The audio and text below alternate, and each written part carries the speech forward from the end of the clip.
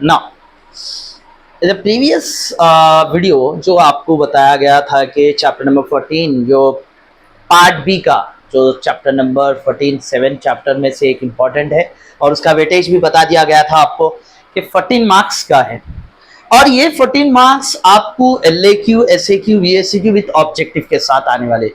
तो उसके लिए हमको प्लान करने के लिए बताया था मैं कि जो सबसे पहले ग्रुप डाटा पढ़ना है मीन में। तो हम जो चैप्टर नंबर स्टैटिस्टिक्स पढ़ रहे हैं हमें इसका तो मतलब भी समझना होगा हमको कि हम ये मतलब पढ़ रहे क्यों हैं और ये है क्या और ये कहाँ यूज होता है। For example statistics is a branch of mathematics. Actual statistics है क्या?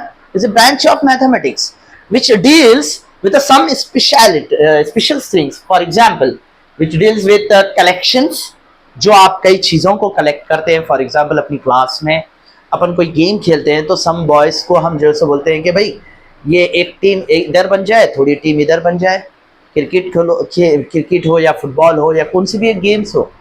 तो हम किसी को कलेक्ट करना यानी हम थोड़ों को ले लेकर गेम खेलना, तो जिसमें अच्छे खेलने वाले भी होते हैं, नहीं खेलने वाले भी होते हैं। कोई अच्छे से रन्स बना सकते हैं तो कोई रन आउट भी हो जाते हैं। जिसकी बॉलिंग अच्छी होती है तो किसी की बैटिंग अच्छी होती है। बच्चों को हमको प्रैक्टिकल समझना है, जो हम ज़्यादातर प्रैक्टिकल में होते हैं। जैसे गेम्स में हमारे इंटरेस्ट बहुत आता है तो हम गेम्स के एग्जाम्पल्स लेना बेटर है। तो वही जैसा क्रिकेट हो या फुटबॉल हो या कोई भी ऐसी गेम हो जिसमें हमको कलेक्ट करना है कुछ भी। जैसे कि फॉर एग्जाम्पल कलेक्शन तो बता दिया मैं कि कई चीज़ों का कलेक्शन करना होता है। ऑर्गेनाइजेशन, कोई भी चीज़ को अपन जैसे कि अब एक गेम खेले हैं हम पर्टिकुलरली जिसमें कोई स्टूडेंट टॉप मार दे यानी सॉरी अच्छा से स्कोर कर ले या बहुत अच्छे रन ले ले, तो हम उसको एक सेट करते हैं कि भाई ये पहले जाए ये बाद में आए, ऐसा कुछ हम बनाते हैं। इसी तरीके से स्टैटिस्टिक्स में हर वो चीज़ को सेपरेटली बताना या कोई चीज़ को कलेक्ट करके उसको शो करना, वो चीज़ आता है। और एनालिसिस करते हैं interruption of data. Actual data होता क्या है जो अभी बताया ना, जैसे कि हमें क्लासरूम में होते हैं। अपनी क्लासरूम में फॉर एग्जाम्पल करिए अब अपने को एक एग्ज़ाम हुआ, वो एग्ज़ाम हो या FA1 जैसा एग्ज़ाम्स होता है या फॉर्मेटिव या असेसमेंट, कोई ऐसा एक टेस्ट होता है। जो भी टेस्ट कंडक्ट करते हैं क्लास के बाद या पढ़ाने के बाद, एक 20 स्टूडेंट्स हैं, वो 20 स्टूडेंट्स में से कोई अच्छा पढ़ने वाला होता है, कोई मीडियम होता है तो कोई लो होता है। तो इसमें क्या हो जाता है, फॉर एग्जाम्पल टॉप मारता है कोई 10/10 या 100 आउट ऑफ 100 मार्क्स ला लेता है, तो कोई 80-90% में यानी 80-90 मार्क्स लाता है, तो कोई 50 के बिलो होता है तो कोई 0 मार्क्स लाता है।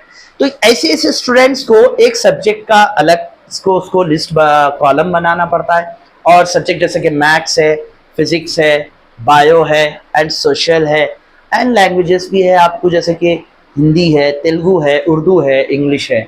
ये लैंग्वेजेस के भी डिफरेंट मार्क्स कॉलम्स बनते हैं और सबके जो भी उन लोगों के पूरे मार्क्स कलेक्ट करना, that is nothing but data. अभी इसी का पूरा डाटा हमको निकालना पड़ता है। पूरे स्टूडेंट्स का हमको जैसे एक बार एक लिस्ट में हमको उसको शो करना होता है, मार्क लिस्ट शो करना पड़ता है। तो हम इस तरीके से हम ये यूज़ करने को ज़्यादातर रूल अदा करता है स्टैटिस्टिक्स। स्टैटिस्टिक्स बहुत बहुत यूज़फुल है अपने डे बाय डे लाइफ में। हम जब भी आप अपनी लाइफ में देखेंगे हर जगह हमको स्टैटिस्टिक्स यूज़ होती है। जनरल लाइफ अगर हम गौर करेंगे तो ज़्यादा यूज़फुल है। और इसको अभी 10th क्लास में कुछ मेथड से हमको यहाँ सॉल्व करना है, वो भी आपको हम प्रॉब्लम कैसा कैसा सॉल्व करना है बता देंगे। तो आप आज अभी जस्ट आपको मैं बताया कि इसका meaning statistics is nothing but statistics is a branch of mathematics which deals now with the collections, organizations, analysis and interruptions of data।